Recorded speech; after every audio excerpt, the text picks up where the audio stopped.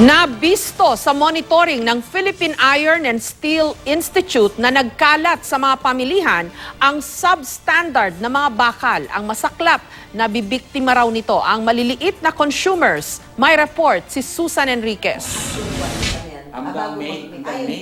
Nag-aalala raw ang Philippine Iron and Steel Institute o PISI sa mga ibinebentang bakal na pangunahing materyales sa konstruksyon. Lumabas daw sa kanilang monitoring sa ilang hardware sa Katimugan Tagalog na may nagbebenta ng substandard na bakal. Very high yung percentage. So, titignan mo yung numbers.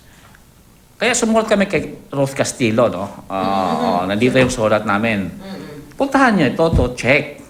Kasi ito yung test buy namin eh. Sabi niyang PISI, hindi ang malalaking construction company ang nabibiktima nito, kundi ang maliliit na consumer. Karamihan sa mga ito ang nagpapagawa ng mga bahay o maliliit na proyekto, bagay na hindi itinanggi ng Department of Trade and Industry. Ang bumibili sa reseller market, ito yung mga ordinaryong mamamayan. Gaya natin.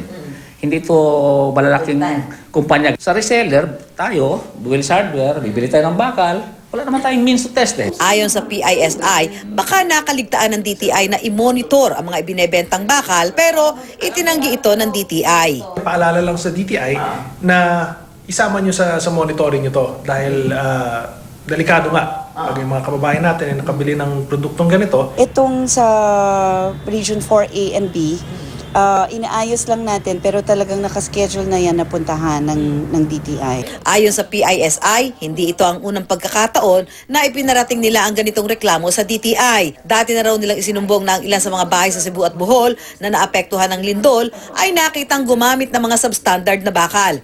Ang DTI naman nangakong aaksyonan ang reklamo ng PISI. Warning din, babala rin dun sa mga nagtitinda ng substandard materials kesa mawalan sila tuluyan ng negosyo kasi may penalty sila. Pag umulit sila, we will recommend to the local government unit na tanggalin yung business permit nila.